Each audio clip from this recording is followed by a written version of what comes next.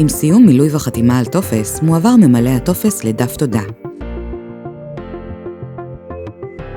שם הוא יכול להוריד את הטופס החתום או לשלוח את הטופס החתום במייל.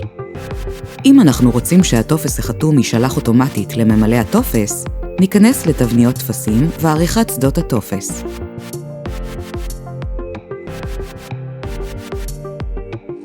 במאפייני שדה האימייל שחייב להיות שדה מסוג אימייל, נסמן ולאימייל זה יישלח העתק. במקרה של טופס עם סבב חתימות, אם יש לכם חבילת SMS, ניתן להגדיר בנוסף לשליחת העתק של הטופס החתום במייל, שישלח אוטומטית אישור או סירוב לממלא הטופס ב-SMS. נשתמש בשדה מסוג טלפון נייד, ונגדיר במאפייני השדה, שלח SMS עם אישור הטופס.